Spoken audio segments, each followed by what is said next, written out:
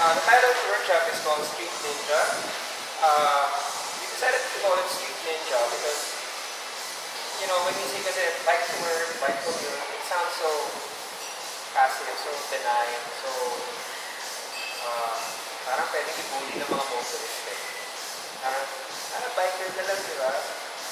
Yeah. So, when we say Street Ninja, I'm not saying that you're gonna go out on the street and be, passive-aggressive with everybody else. It's more of the layman's idea of ninja. You have ninja skills, di ba? Yung magaling lumiskarte. Alright? When you're a street ninja, what you are on the street, you are not an obstacle to other people. You don't know this as you're there, but you got your safety. And when you encounter a situation that's potentially life or death for you, you're able to make a quick decision and you have the physical fitness to save your own life. Right? Because it's true. Every time you go out on the street on your bike, you really can die if you're careless. Alright? Alright, the three principles of street ninja mode. I keep it simple.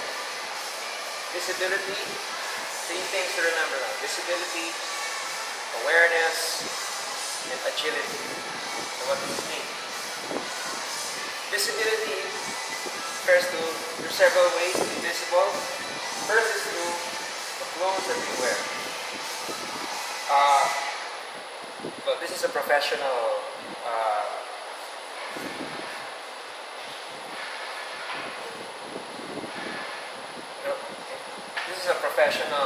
cycling team, so very loud colors because they're trying to advertise their sponsors, But the same principle applies to us. They're trying to attract attention on TV for the sponsors.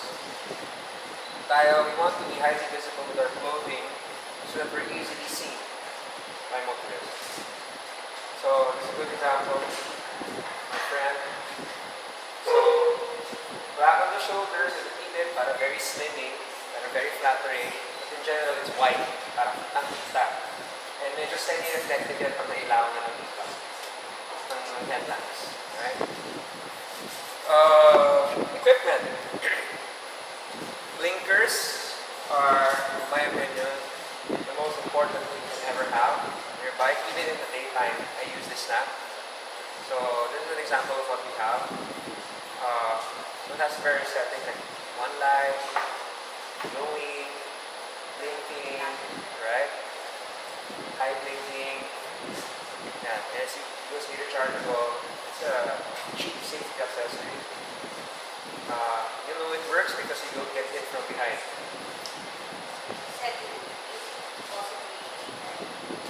Yeah, during daytime. Yeah. So, blinking or what? Blinking. I'll explain in a bit why.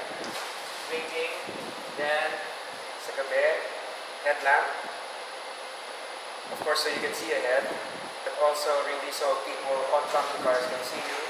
Alam naman sa Pilipinas, maybe you come back from overtake. You want to have a headlamp that is bright enough to makikita ka talaga. This is 640 lumens. If you look at this directly in the eye, masisilaw ka. So definitely makikita ka. Okay.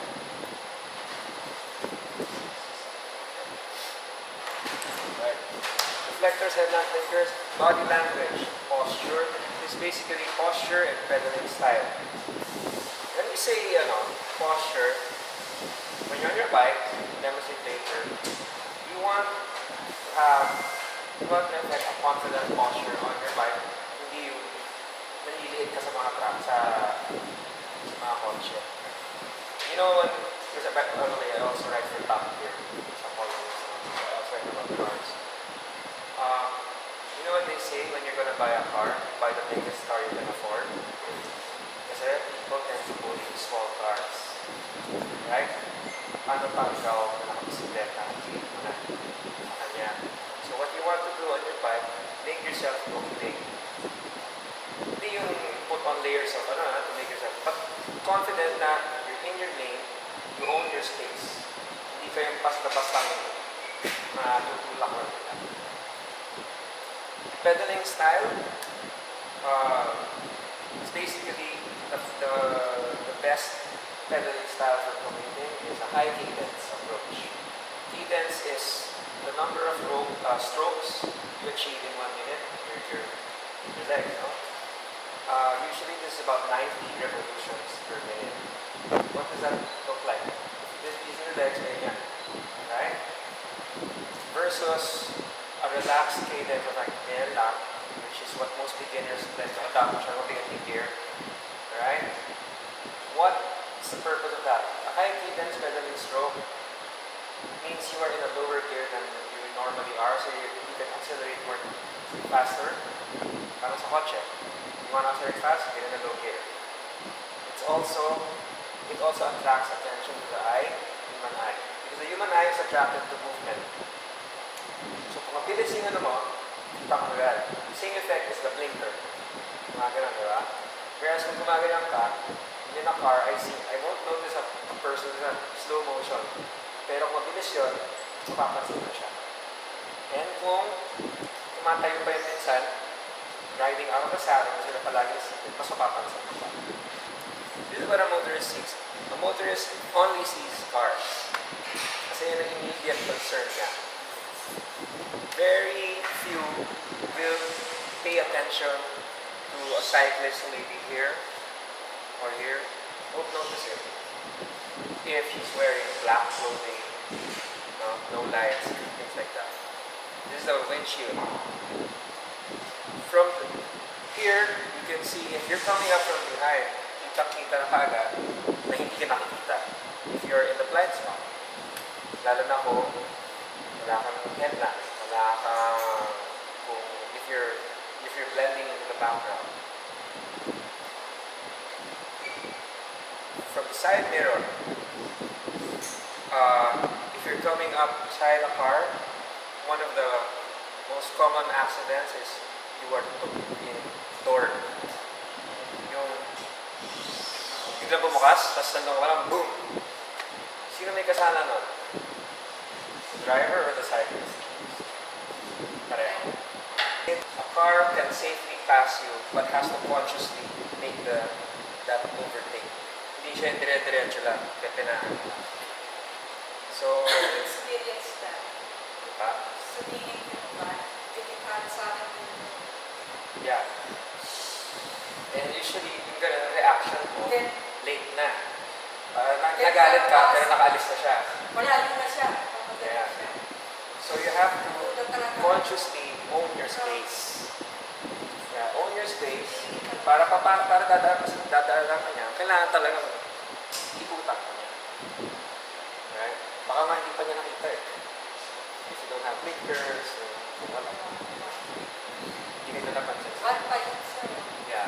May malamang hindi tayo nire-register sa mga driver. They only see cars. They only care about cars. So you have to be proactive with your space on the road. Okay? So I'm not saying you should be selfish, no? Ano ko talaga bubusin na rin tao, namamadali na, mga natatay. Topic na. Alright? Slow-moving traffic should always yield to faster traffic. Yun naman palagi yung general. Okay? But that doesn't mean that the fast-moving traffic can push you. You just need to yield. Okay?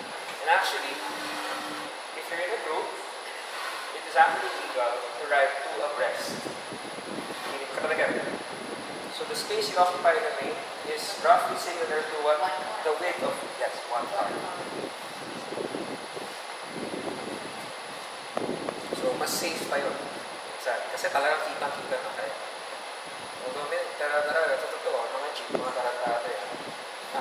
They don't understand that. Or they don't understand a lot of this. Proper lane usage. Some of the most dangerous moments when you're riding are intersections. Okay? Anytime you come on an intersection, you really need to slow down, give yourself time to brake because most cars, again, they don't see you. Dire-diretso lang yan. Ako nga last week, medyo I lost concentration. I was fixated on a car coming there. Tumigil na siya. Kasi, we're gonna go. Yung pagtingin ko sa kaliwa, yeah, yung parating na, malapit na ako mamatay. Buti na lang, pareho kami ng break. So, nagkahiyaan pa. Hindi pa niya ako binusilahan. Ako naman, hindi ko pa naman siya minura. Ganun-ganun pa kami. Kanya, sige, ikaw naman. Okay. This diagram refers to another common accident situation. Yung nakat ka intersection. Because you're in your lane, you have to make way for cars that are turning. Some cars will give you a courtesy, hintayin ka munang dumiretso bago sila lumiko. But some cars, usually baka hindi sila nag-bike, unahan ka na wala silang paki sa'yo. Pag ganon, you have to make the allowance, slow down, pass them on the left, never on the right. Huwag mo nang uunahan yan. Kasi kung tumama yan sa'yo, legally, yes, you're in the right. No? But then, you're still in the hospital. Talo ka pa rin. Hand signals, very simple. These are very useful kasi sometimes to process it, we need to merge and cross 1, 2, 3 lanes. On a scale dyan, you need to quick signal. Ayan, if you're going left, you're going right. Okay, so, very self-explanatory yan. One hand signal that really helps is the thank you. Kasi when a motorist gives way for you, you say thanks. Maalala na yan, and then to remember it, to appreciate it. So, recap. Visibility, you have to err on the side of caution. Never assume that you can be seen. I mean, kahit na kung ano na nasuotin mo, kahit may Christmas lights ka na dyan, never assume. And you have to always signal your intent, especially when you're turning, when you're merging, use your hand signals. Now, but coach, I'm not so good with my bike balance. I can't take my hand off the signal. I suggest you practice in a trail or in a park, riding one-handed, because you really need to signal. And they haven't invented turn signal lights yet for bicycles. Now you know the basic safety guidelines. This won't be a lot of help if you are poorly set up on your bike. Kasi, is that a good bike fit? Yes, because she can ride Superman. But that's not the bike fit. Okay, this is a professional rider. But the principle remains the same. What we want to achieve with your bike setup, whether it's a professional bike fit or your own, ikaw lang nag-fit sa sarili mo, is 3 things.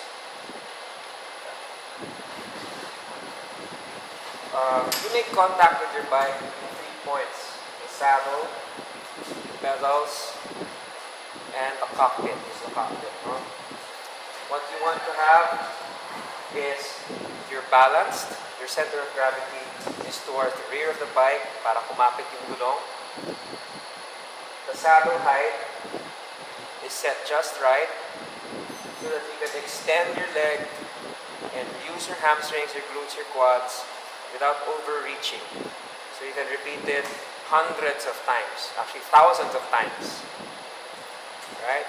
Imagine the pedaling motion is similar to a squat, a lunge.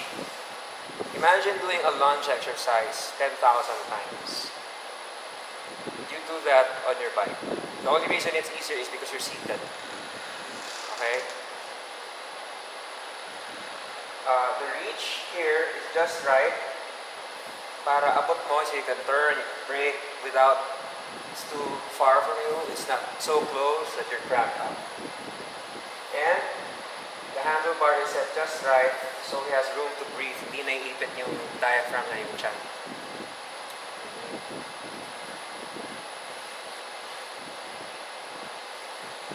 The basics that we use for the bike fit, we recommend appropriate saddle for the optimal support and comfort. Saddles come in all shapes and sizes.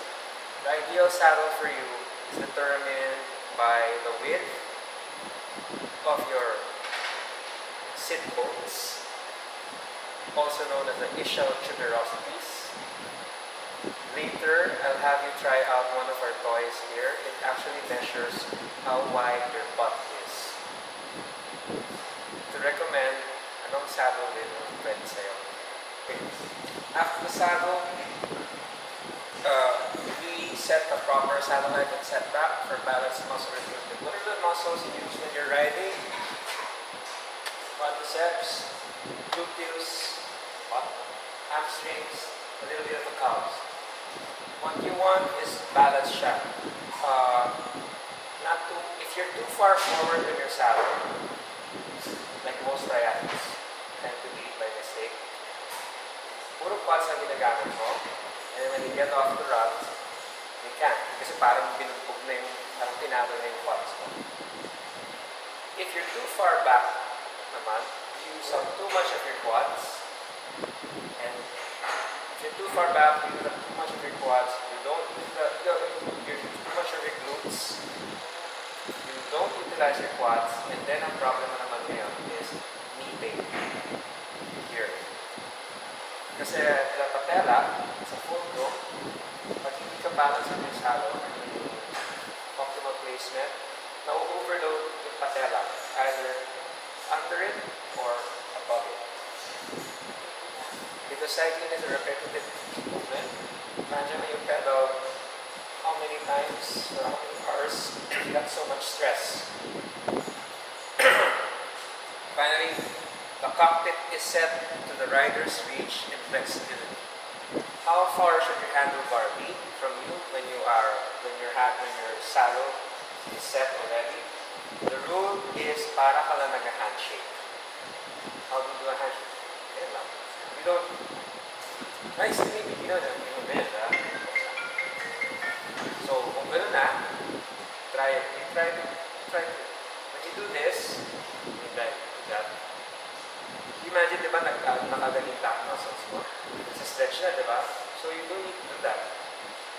Ganyan lang. Relax lang. When your upper body is relaxed, ganyan lang. When your upper body is relaxed in your bike, you can focus on pedaling. You don't need to worry about, sometimes you cold, those things. You don't waste your energy. So, going back, awareness. On your bike, you concentrate, see what's ahead, beside, and behind you.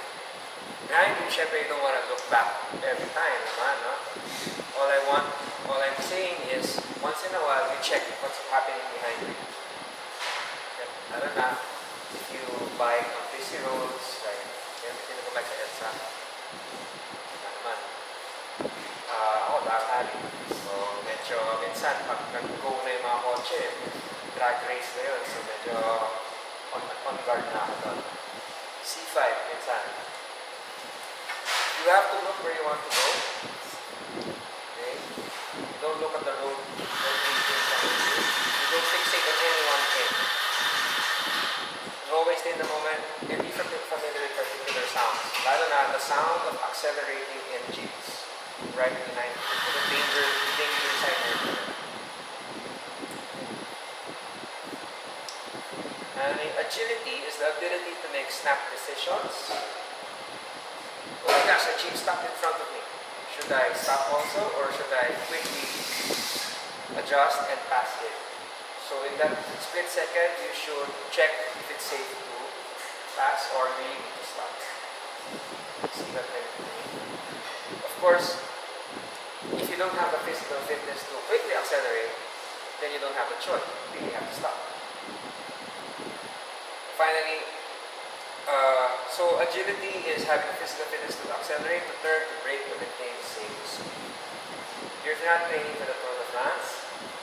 You're training to be a good bike handler in our roads. Iba pa yung kapag-usapan, you train to be a triathlete or a road racer. What are useful workouts for you? Spin-ups to quickly get up to speed. This is just something you can do in your subdivision. A spin-up is from a standing start. You quickly accelerate in 10 seconds. go as fast as you can. You need to be in a light gear. Spin up. And then recover. What is the purpose? From a red light, maka-accelerate ka kaagad para hindi ka sagabal sa mga kotse. Right? Yeah. Because yan naman ang hate natin, di ba? Kahit nasa kotse tayo, pagal naman ito. Di ba? Bilisan mo. So, the purpose when you're on the road, you don't impede traffic. So you have to quick to accelerate. Parang na yan parang high intensity interval training na rin yan. Low gear, high cadence drills, 3 to 5 minutes. What's a low gear? A low gear is something that's light. Light enough that you can spin from about 95 to 100 revolutions per minute.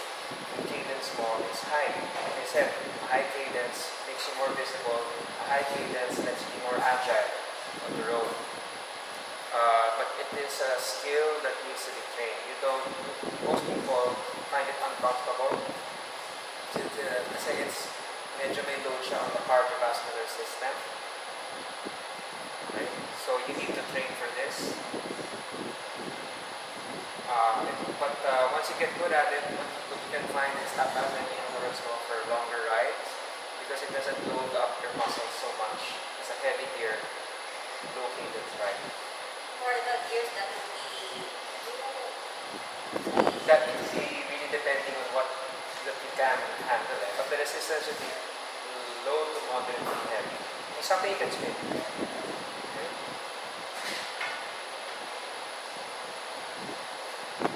Seated climbing intervals at a steady heart intensity of 90 to 90 plus RPM. This gives you power for overtaking, climbing hills, okay? And seated para you learn to pace yourself. Right? How long should it be? 1 to 5 minutes. 1 minute, start mo na 1 minute. You can do that here sa Capitolio. Going up, but that's steep for beginners. Kung lang, seated lang, spin mo lang. Focus on breathing and steady effort. And out of saddle intervals. Out of saddle is, yan, nakatayo. Climbing guwapo, tawag natin. First, you do it at an aerobic or a walkable effort. This is the hardest interval to do because it's weight bearing.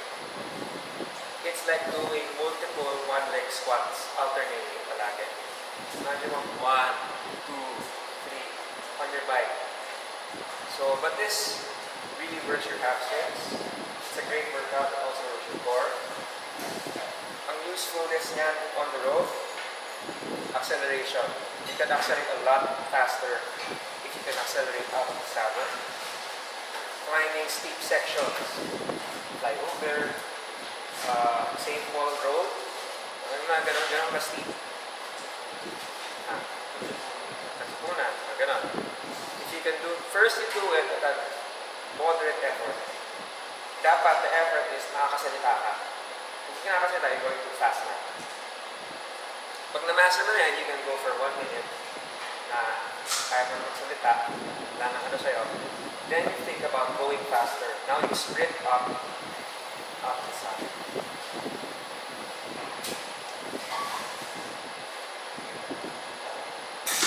Skills naman, handling skills, track standing, trail riding.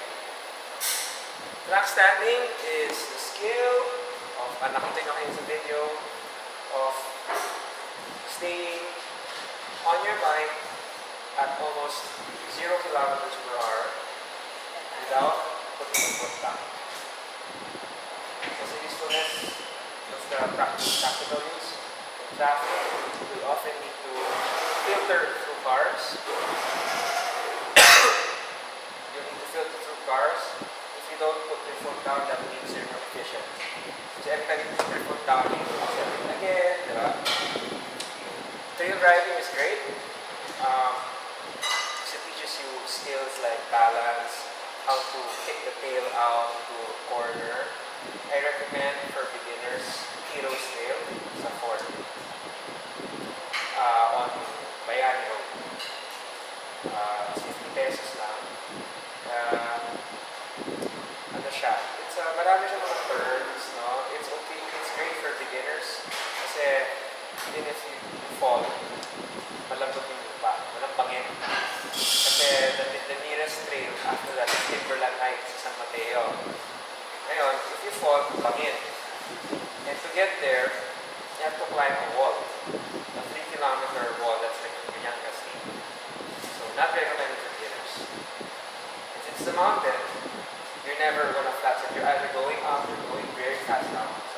medyo mas advanced yung skills.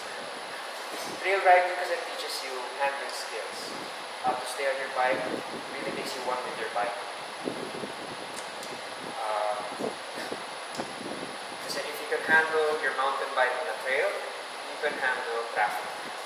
So you really have to weave through cars, lalo na approaching a stoplight. So what makes a roadworthy machine? Where's my bike?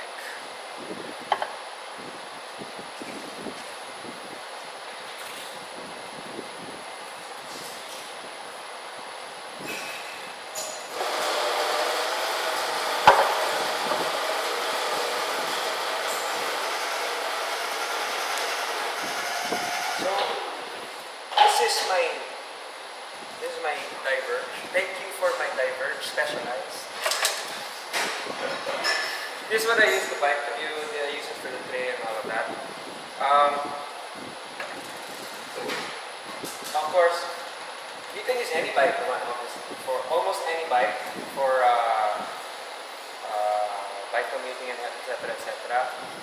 But I don't recommend using a triathlon bike for bike commuting. Because number one, it's very expensive. Aksidente ka, nakakahinayang, nasira bike mo dahil nag-bike mo ka lang. Number two,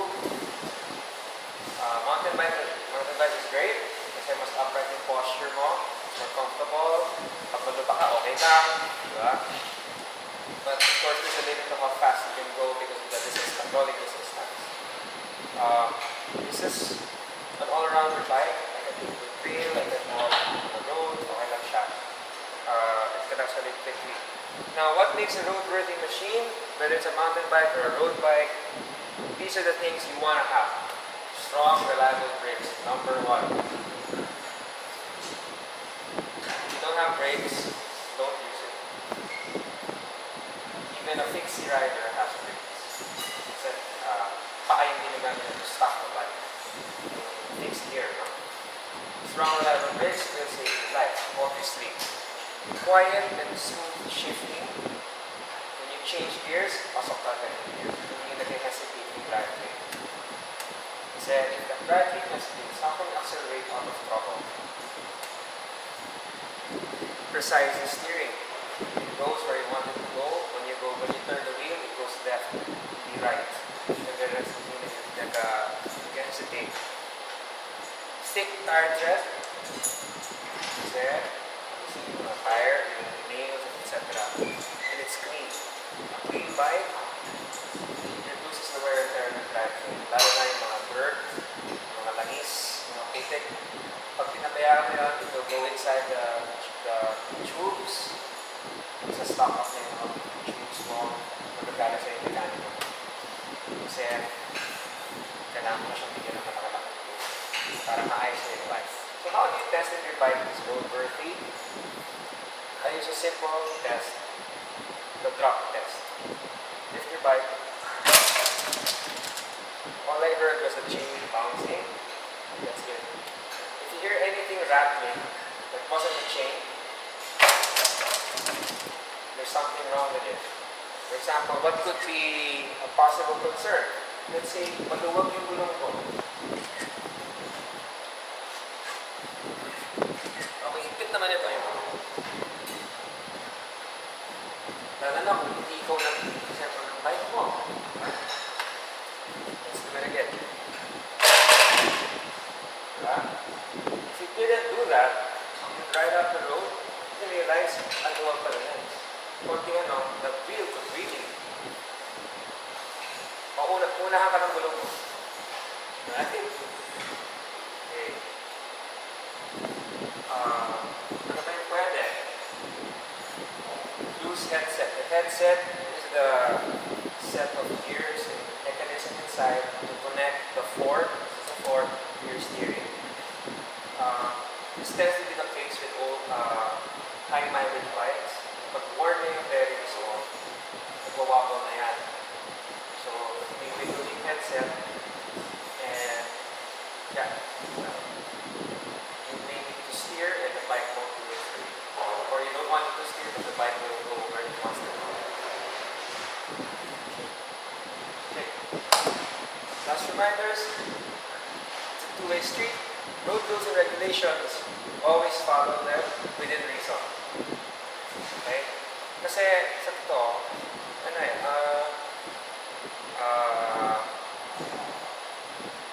you'll be named, the road laws here were made for cars. Ang classifications are you a motorist or are you a pedestrian? You're a hybrid.